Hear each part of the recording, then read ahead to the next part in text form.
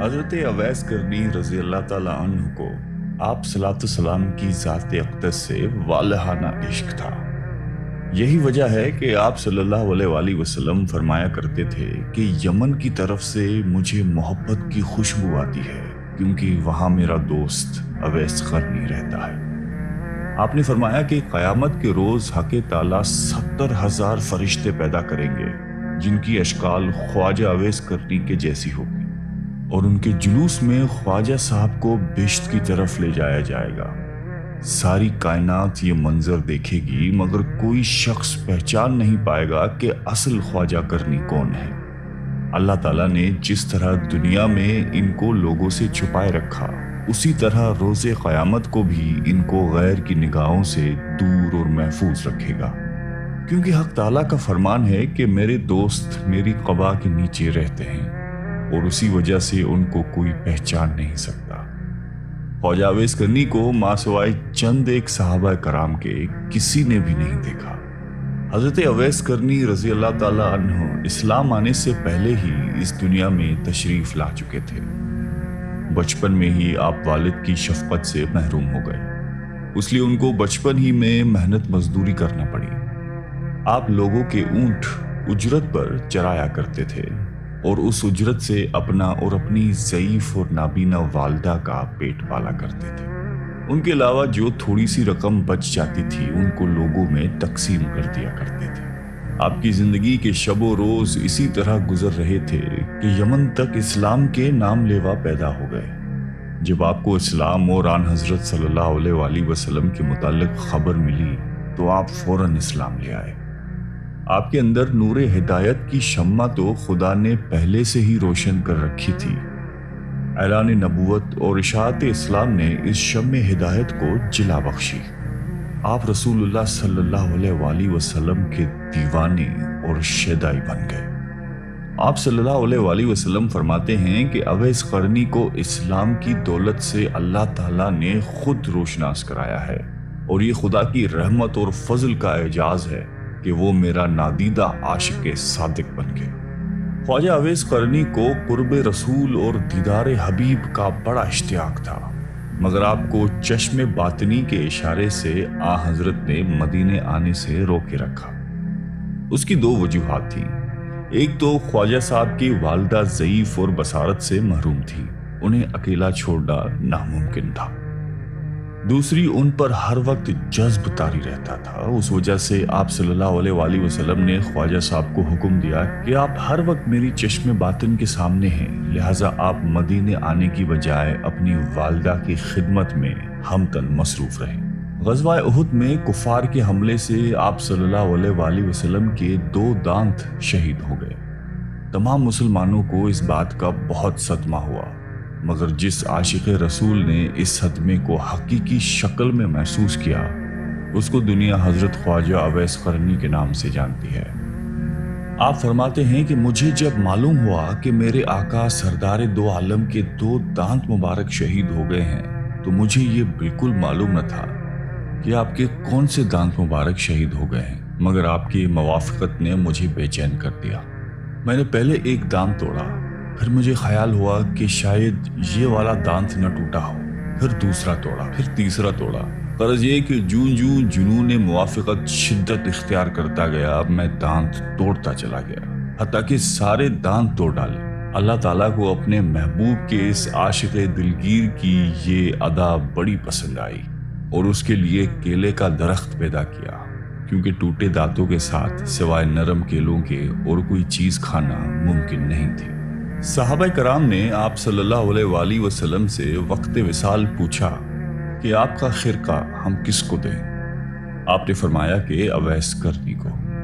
اس مقصد کی بجاوری کے لیے سیدنا حضرت عمر فاروق رضی اللہ تعالیٰ عنہ اور حضرت علی مرتضیٰ کوفہ تشریف لے گئے اور جمعہ نماز کے خطبے میں کہا، مسجد میں نجد سے تعلق رکھنے والے جتنے لوگ ہیں سب کھڑے ہو جائیں۔ چنانچہ اہل نجد کھڑے ہو گئے۔ ان سے پوچھا گیا کہ شہر میں کوئی اویس قرنی نام کا شخص ہے؟ سب نے جواب دیا کہ ہم اویس قرنی سے بالکل شناسا نہیں ہیں۔ ہاں، البتہ ایک دیوانہ ہے جو لوگوں سے بیزار ہو چکا ہے اور ہر وقت ویرانوں میں رہتا ہے۔ और आबादी की तरफ बिल्कुल नहीं आता। हजरत उमर और हजरत अली ने कहा कि वो कहाँ है, हमें उससे मिलवाओ। अर्ज की गई कि वो वादी अरना में ऊंट चराता है और रात को रूखी सूखी खाकर सोता रहता है, किसी से बात नहीं करता। वो खाना जो हम लोग खाते हैं उसको पसंद नहीं करता। लोगों को खुश देखता है तो रोता है, और जब लोगों को रोते हुए देखता है तो खुश होता है। जब हजरत उमर और हजरत अली वादी अरना में पहुंचे तो उन्होंने देखा कि ख्वाजा अवैस करनी नमाज अदा कर रहे हैं और उनके ऊँटों को फरिश्ते चरा रहे हैं। जब ख्वाजा अवैस नमाज से फारिग हुए तो हजरत उमर ने आपको अस्सलाम वालेकुम कहा। जवाब मिला वालेकुम अस्सलाम। हजरत अली ने आपसे नाम पूछा। जवाब दिया कि मेरा नाम अल्लाह का बंदा है। हजरत उमर ने कहा कि अल्लाह के बंदे तो हम सब हैं, आप अपना खास नाम बताइए। ख्वाजा साहब बोले कि मेरा नाम अवैस है। हजरत उमर ने उनका हाथ पकड़कर वो निशान देखा जिसके मुतालिक हजरत सल्लल्लाहु अलैहि वसल्लम ने जिक्र फरमाया था कि वो निशान अवैस की शिनाख्त की अलामत होगा।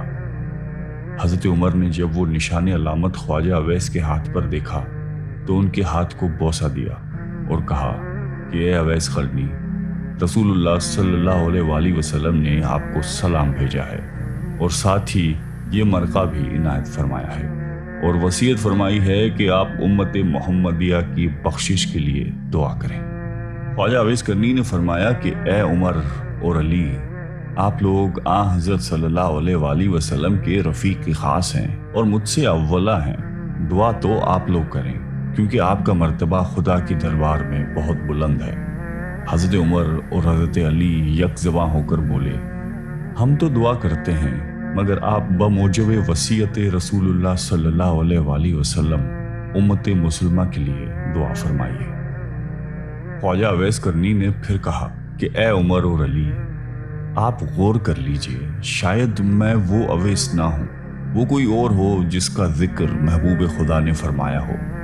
हज़रत उमर फारूक ने फरमाया कि ए अवैस, रसूलुल्लाह सल्लल्लाहु अलैहि वसल्लम ने आपके मुतालिक 2 निशान बताए थे और वो दोनों निशान आपके पास मौजूद हैं, लिहाजा हमारी पहचान, शनाख्त और पहुंच बिल्कुल दुरुस्त है। ख्वाजा अवैस ने हज़रत उमर और हज़रत अली से कहा कि लाइए वो खिरका मुझे अता कीजिए ताकि मैं हस्ब हुक्म आका दुआ करूं। जब उनको खिरका दिया गया तो हज़रत उमर और हज़रत अली से कुछ फासले पर चले गए और ज़मीन पर सजदा रेज होकर बारगाह इलाही में अर्ज़ की कि ए खुदावंदे आलम, मैं उस वक्त तक ये खिरका न पहनूंगा जब तक तू सरकार दो आलम की सारी उम्मत को मेरी सिफारिश पर बख्शिश न दे देगा, क्योंकि पैगंबर इस्लाम ने ये मरका मुझे अता किया है और फारूक और मुर्तज़ा ने मुझ तक पहुंचाने के फ़राइज़ अंजाम दिए हैं। अब तेरा काम है, तू मेरी दुआ सुन ले और कबूल कर ले। अल्लाह ताला ने फरमाया कि अवैस, हमने तेरी दुआ की बरकत से चंद लोगों को तेरी सिफारिश पर बख्श दिया है। आपने फिर अर्ज की, या बारी ताला, जब तक तू सबको नहीं बख्शेगा मैं ये खिरका नहीं पहनूंगा। निदा आई, मैंने कई हजार फर्द बख्श दिए। अर्ज की, मौला मैं सबको बख्शवाना चाहता हूँ। अभी ये कह सुन चल रही थी कि हजरत उमर और हजरत अली आपके करीब चले गए। आप दोनों को ख्वाजा अवैस करनी ने कहा कि आप लोग यहाँ क्यों आ गए हैं? मेरा और खुदा का सिलसिला जारी था।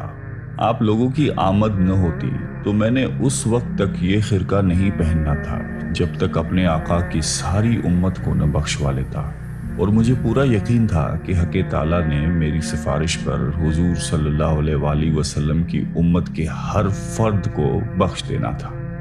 मशहूर सहाबी हज़रत रब्बी रज़ी अल्लाह ताला अन्हु कहते हैं कि जब मैं ख्वाजा अवैस करनी की ज़ियारत को गया तो मैंने उन्हें फजर की नमाज में मशगूल पाया। नमाज से फारिग हुए तो अपने दुरूद व वज़ाइफ में मसरूफ़ हो गए, यहाँ तक कि ज़ोहर का वक्त आ गया। फिर ये कि बाद दीगर तमाम नमाजों और ज़िक्र इलाही में ऐसे मगन हुए कि सारी रात गुजर गई। मैं उनका बगौर मुशाहिदा करता रहा। इस तरह 3 दिन गुजर गए। मैंने देखा और हैरान रह गया कि इन 3 दिन और रातों में हजरत ने न कुछ खाया न पिया, बल्कि इबादत में मशगूल रहे और लम्हा भर के लिए भी आराम नहीं किया। चौथी रात आप थोड़ी देर के लिए सोए और कुछ खाना भी खाया। پھر استغفار کرنے لگے کہ یا الہی میں تجھ سے پناہ مانگتا ہوں، میں نیند اور بھوک کے غلبے میں مبتلا ہو گیا۔ حضرت ربی کہتے ہیں کہ خواجہ اویس کرنی نے راتوں کی تقسیم کی ہوئی تھی۔ ایک رات میں سجدہ کرتے تو پوری رات سجدے میں ہی گزار دیتے، اور اگر رکوع کرتے تو شب بھر رکوع کی حالت میں رہتے، کسی رات کو قیام میں ہی بسر کرتے۔ غرض یہ کہ ہر رات کو دوسری رات کی طرح زندہ رکھتے تھے۔ خواجہ اویس کرنی رضی اللہ تعالیٰ عنہ کو حضرت عمر نے پیغام بھیجا کہ اگر آپ کی اجازت ہو تو کوفہ کے گورنر کو لکھوں کہ وہ آپ کا خاص خیال رکھے۔ خواجہ صاحب نے جواب دیا کہ میں خصوصیت کے ساتھ زندگی بسر کرنے کے سخت خلاف ہوں، میرا ہاتھ حاجت روا کے ہاتھ میں ہے، مجھے تو بس یاد الہی سے غرض ہے، وہ میں کر رہا ہوں اور کوئی چیز درکار نہیں۔ اس کے بعد آپ نے کوفہ بھی چھوڑ دیا اور کسی اور علاقے میں نکل گئے جہاں آپ کو کوئی تلاش نہ کر سکے۔ ایک دفعہ کا واقعہ ہے کہ حضرت اویس کرنی کو آپ صلی اللہ علیہ وآلہ وسلم کے دیدار کا شوق اس قدر پیدا ہوا کہ انہوں نے مدینے آنے کا ارادہ کیا۔ اب ادھر انہوں نے ارادہ کیا، ادھر آپ صلی اللہ علیہ وآلہ وسلم کو کسی غزوہ میں شرکت کرنے کے لیے مدینے سے باہر جانا پڑا۔ لیکن آپ صلی اللہ علیہ وسلم نے حضرت عائشہ سے فرمایا کہ میرے جانے کے بعد شاید کوئی مہمان آئے، اگر وہ یہاں آئے تو اس کی خوب خاطر مدارت کی جائے اور ہر طرح سے خیال رکھا جائے، کیونکہ وہ بڑا ہی پارسا انسان ہے، اور میرے آنے تک اس کو روکنے کی کوشش کی جائے۔ اگر وہ نہ رکنا چاہیں تو مجبور نہ کیا جائے، مگر اس کی شکل و صورت یاد رکھی جائے۔ یہ ہدایت دے کر رسالت مآب خود تو غزوہ میں شرکت کے لیے روانہ ہو گئے۔ بعد میں خواجہ اویس کرنی مدینہ تشریف لائے۔ ان کو جب پتا چلا کہ حضور سرور کائنات اس وقت مدینے میں نہیں تو انہوں نے اسی وقت واپسی کا فیصلہ کیا۔ ان کو روکنے کی بڑی کوشش کی گئی مگر وہ نہ رکے اور نہ ہی کسی قسم کی خاطر کروائی، بس واپس لوٹ گئے۔ جب آپ صلی اللہ علیہ وآلہ وسلم مدینہ واپس تشریف لائے تو آتے ہی انہوں نے حضرت عائشہ صدیقہ رضی اللہ تعالیٰ عنہا سے سوال کیا کہ کیا کوئی مہمان آیا تھا؟ ام المومنین نے عرض کی کہ اے اللہ کے رسول، ایک شخص جو کہ یمن سے آیا تھا، اس کی شکل و صورت چرواہوں کے جیسی تھی، آپ کو نہ پا کر وہ ایک لمحہ بھی یہاں نہیں ٹھہرا اور چلا گیا۔ آپ صلی اللہ علیہ وسلم بولے کہ عائشہ پتہ ہے وہ کون تھا؟ عرض کی کہ حضور میں بالکل نہیں جانتی۔ فرمایا کہ وہ اویس قرنی تھا جو میرے دیدار کے لیے یہاں آیا تھا اور دیدار کی حسرت دل ہی میں لے کر واپس چلا گیا، اور وہ ٹھہر بھی نہیں سکتا تھا کیونکہ اس کی ایک والدہ ہے جو بوڑھی ہے اور آنکھوں سے معذور ہے اور اس کی دیکھ بھال کرنے والا کوئی نہیں ہے، اس لیے اس کو ہر حال میں واپس جانا تھا۔ اور یہ وہ شخص ہے جو کہ خدا اور اس کے رسول کا سچا چاہنے والا ہے، جس کو صرف ذکر الہی سے غرض ہے اور وہ کسی چیز سے نہ مرعوب ہے نہ متاثر۔ اویس قرنی میرا عاشق ہے اور اللہ اسے محبت کرتا ہے۔ حضرت عائشہ نے جب یہ باتیں سنی تو اس کو خواجہ اویس قرنی کے مقام پر رشک آنے لگا اور فرمانے لگی کہ اے خدا کے حبیب، وہ شخص واقعی کس قدر عظیم ہوگا جس کے زہد و تقوی اور عبادت و ریاضت کی تعریف خدا اور اس کا محبوب کرے۔ مشہور تابعی حضرت حرم بن حیان رضی اللہ تعالیٰ عنہ کی ایک بار خواجہ اویس قرنی رضی اللہ تعالیٰ عنہ سے ملاقات ہوئی۔ وہ اپنی ملاقات کچھ اس طرح بیان کرتے ہیں۔ خواجہ اویس قرنی کوفہ میں مقیم تھے۔ میں نے آپ کی تعریف سنی، ملاقات کا شوق غالب ہوا اور میں ان کی زیارت کے لیے کوفہ پہنچا۔ لوگوں نے بتایا کہ وہ دریائے فرات پر ملیں گے۔ فرات کے کنارے پر پہنچا تو دیکھا کہ ایک شخص تنہا بیٹھا دوپہر کے وقت وضو کر رہا تھا اور کپڑے دھو رہا تھا۔ میں اویس قرنی کے اوصاف سن چکا تھا، اس لیے فوراً ہی پہچان گیا۔ ان کا جسم فربا اور رنگ کندمی تھا، سر منڈا ہوا تھا اور داڑھی گھنی تھی، بدن پر بہت بال تھے اور چہرہ بہت بڑا اور محیب تھا۔ صوف کا پاجامہ پہنے ہوئے تھے اور صوف ہی کی ایک چادر جسم پر تھی۔ میں نے قریب پہنچ کر سلام کیا۔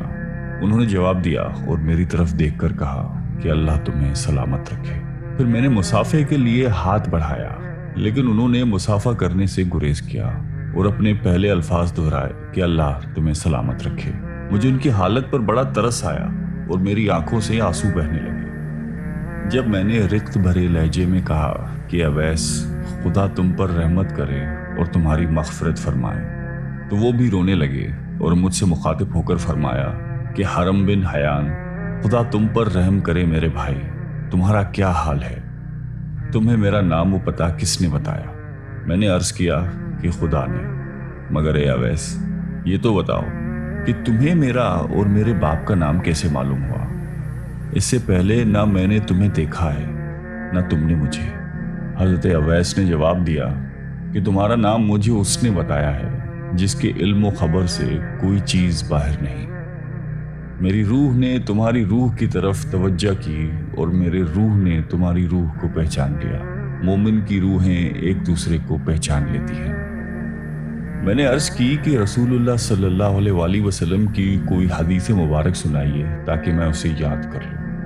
حضرت اویس قرنی نے فرمایا کہ میں نے سرکار دو عالم صلی اللہ علیہ وآلہ وسلم کی شرف صحبت حاصل نہیں کی، البتہ حضور صلی اللہ علیہ وآلہ وسلم کے صحابہ کرام کو دیکھنے کی سعادت نصیب ہوئی ہے، اور تم لوگوں کی طرح ان کی زبان سے میں نے بھی حضور کی احادیث سنی ہیں، لیکن میں اپنے اوپر یہ دروازہ کھول کر محدث، مفتی اور قاضی کہلانا پسند نہیں کرتا۔ مجھے خود اپنے نفس کے بہت سے کام ہیں۔ یہ کہہ کر وہ میرا ہاتھ پکڑ کر رونے لگے۔ میں نے درخواست کی کہ پھر قرآن حکیم کی ہی کچھ آیات سنا دیجیے۔ میرے دل میں آپ کی زبان سے قرآن سننے کا بے حد اشتیاق ہے۔ میری آپ سے محبت اور عقیدت خدا کے لیے ہے۔ میرے لیے دعا فرمائیے اور کچھ وصیتیں کیجیے۔ میری درخواست سن کر اویس رضی اللہ تعالیٰ عنہ نے اعوذ باللہ من الشیطان الرجیم پڑھا اور چیخ مار کر رونے لگے۔ پھر فرمایا میرے رب کا ذکر بلند ہے، اس کا قول سب سے سچا ہے، اس کا کلام سب سے اچھا ہے۔ یہ کہہ کر انہوں نے ان آیات کی تلاوت کی۔ حامیم والکتاب المبین انا انزلناہ فی لیلۃ مبارکۃ انا کنا منذرین هو العزیز الرحیم تک پڑھ کر چیخ ماری اور بے ہوش ہو گئے۔ ہوش میں آئے تو فرمایا حرم بن حیان، تمہارا باپ مر گیا، ان قریب تم کو بھی مرنا ہے، کیا خبر جنت میں جائیں یا دوزخ میں؟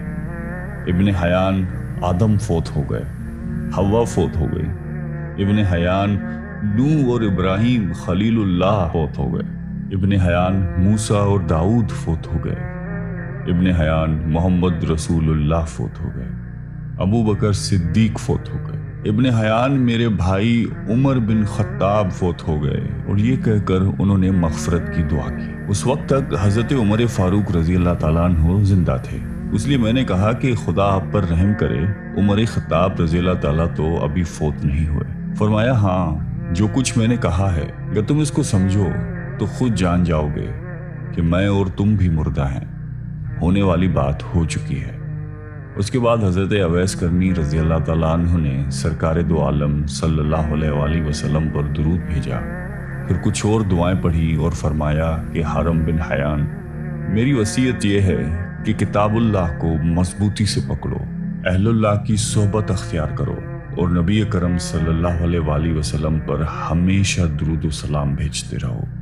میں نے اپنی اور تمہاری موت کی خبر دے دی، آئندہ کسی ساعت موت سے غافل نہ رہنا، واپس جا کر اپنی قوم کو بھی نصیحت کرنا اور ڈرنا، خبردار جماعت کا ساتھ کبھی نہ چھوڑنا ورنہ بے دین ہو جاؤ گے اور قیامت میں آتش دوزخ کا ایندھن بننا پڑے گا۔